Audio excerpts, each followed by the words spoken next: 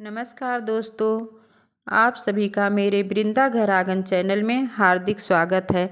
आज मैं आप लोगों को रविवार व्रत कथा सुनाने जा रही हूँ।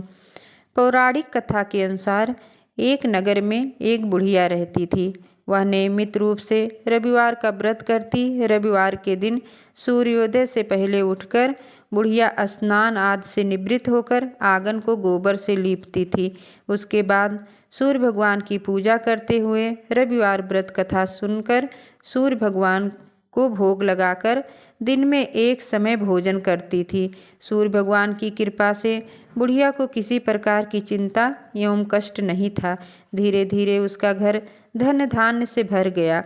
उस बुढ़िया को सुखी होते देख उसकी पड़ोसन उससे जलने लगी। बुढ़िया ने कोई गाय नहीं पाल रखी थी, अतः वह अपनी पड़ोसन के आंगन में बधी गाय का गोबर लाती थी। पड़ोसन ने कुछ सोचकर अपनी गाय को घर के भीतर बांध दिया। रविवार को गोबर ना मिलने से बुढ़िया अपना आंगन नहीं लीप सकी। आंगन ना लीप पाने के कारण उस बुढ़िया ने सूर्य भगवान को भोग नहीं लगाया और उस दिन स्वयं भी भोजन नहीं किया। सूर्यास्त होने पर बुढ़िया भूखी प्यासी ही सो गई।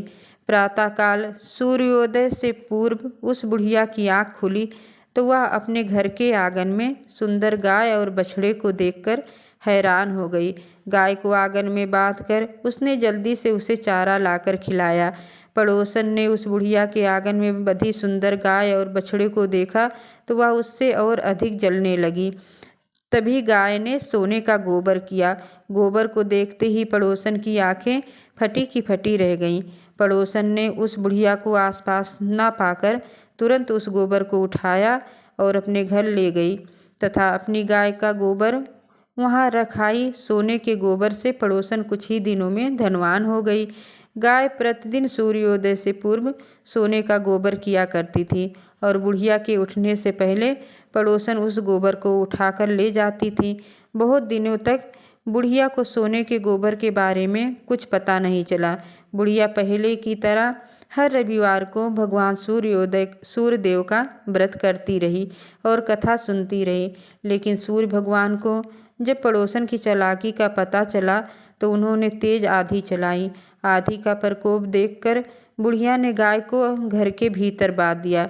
सुबह उठकर बुढ़िया ने सोने का गोबर देखा, उसे बहुत आश्चर्य हुआ। उस दिन के बाद बुढ़िया गाय को घर के भीतर बांधने लगी। सोने के गोबर से बुढ़िया कुछ ही दिनों में बहुत धनवान हो गई। उस बुढ़िया के धनी होने से पड़ोसन बुरी तरह जल भुनकर राख हो गई और उसने अपने पति को समझा बुझाकर उसे नगर के राजा के पास भेज दिया। सुंदर गाय को देखकर राजा बहुत खुश हुआ। सुबह जब राजा ने सोने का गोबर देखा तो उसके आश्चर्य का ठिकाना न रहा। उधर सूर्य भगवान को भूखी प्यासी बुढ़िया को इस तरह प्रार्थना करते देख उस पर बहुत करुणा आई। उसी रात सूर्य भगवान ने राजा को स्वप्न में कहा, राजन, बुढ़िया की गाय व बछड़ा तुरंत लौटा दो, नहीं तो तुम पर विपत्तियों का पहाड़ टूट पड़ेगा, तुम्हारा महल नष्ट हो जाएगा। सूर्य भगवान के स्वप्न से बुरी तरह भयभीत राजा ने प्रातःकाल उठते ही गाय और बछड़ा बुढ़िया को लौटा दिया। राजा ने बहुत सा धन देकर बुढ़िया से अपनी गलती के लिए क्षमा मांगी।